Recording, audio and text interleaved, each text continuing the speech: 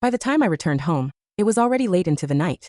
The pale moonlight spilled into the living room, casting a cold, desolate glow over the space. Exhausted, I dragged myself to the bedroom, only to be greeted by the sight of the colorful wedding decor on the walls.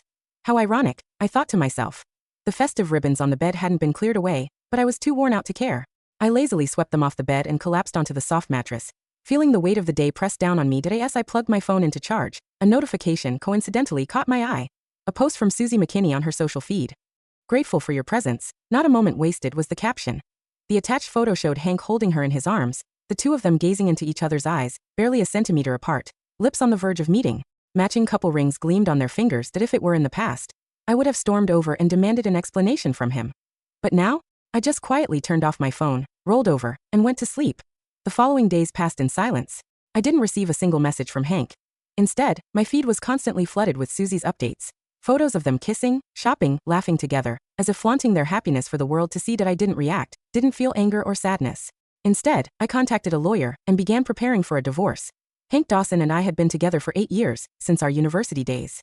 Although we had only recently hosted our wedding ceremony, in actuality, we had sealed our marriage legally right after graduation. It was a quiet, impulsive moment. No ceremony, no bridal gifts, no jewelry, just the reckless passion of two young lovers. But now that passion had long since faded, leaving behind nothing but a mess to clean up. Nearly 2 weeks later, I was sitting at home, reviewing the draft my lawyer had prepared for the divorce. The house was quiet, but suddenly, the sound of a key turning in the lock broke the silence. I looked up, and there they were, Hank walking in hand with Susie. Our eyes met, and I saw a flicker of awkwardness flash across his face. He quickly let go of her hand, his voice strained as he tried to explain. "Susie's never been to the beach before, so I took her. Besides, you're pregnant.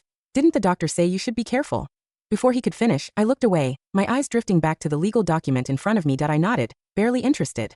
"I'm okay," I replied, dismissive. "Go ahead." Whatever else he was about to say caught in his throat.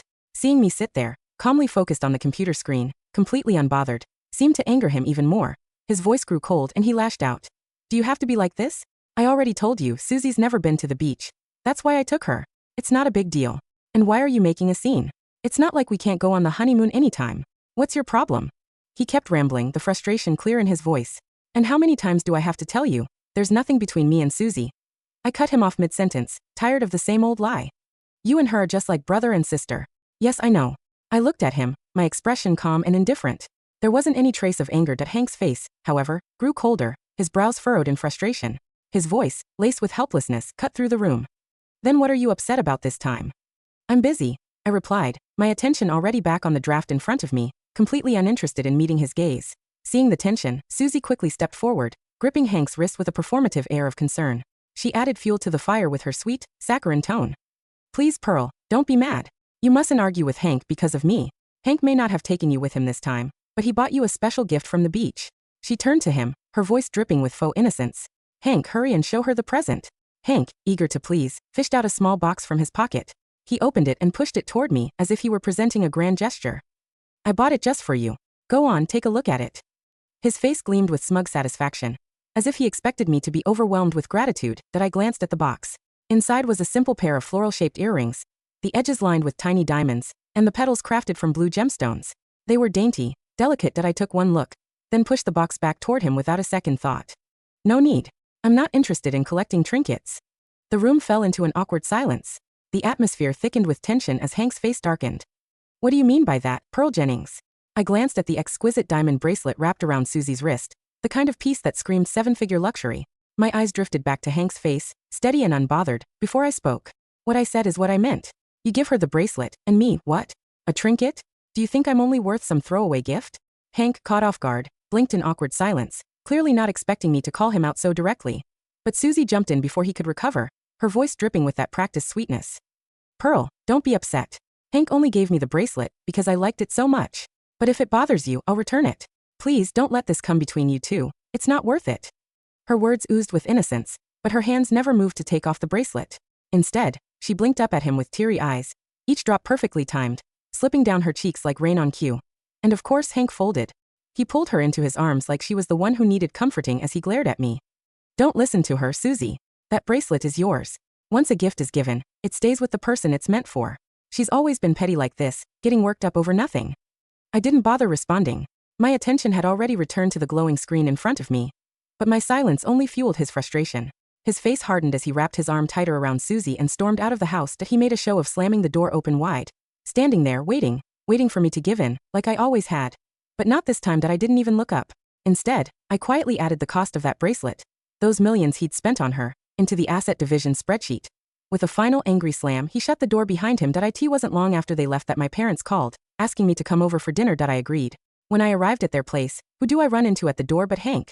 He looked at me, something like guilt flickering across his face before he smoothed it over with a forced calm. Are we going in together?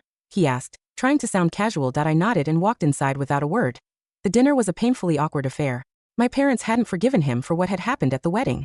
Their coldness was obvious in every curt exchange, every sidelong glance. In the past, I might have stepped in to smooth things over, playing the mediator between my parents and Hank. But not now. This time, I let him sit there alone, awkward, as the tension thickened around us.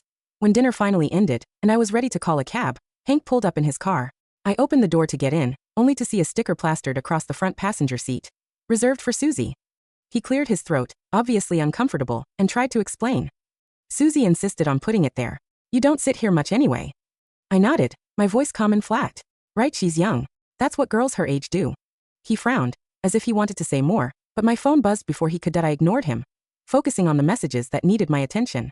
By the time I was done, we had already arrived at the villa. I stepped out of the car, and before I could take another breath, Susie was already rushing toward him, practically throwing herself into his arms. Hank, I missed you so much, she chirped.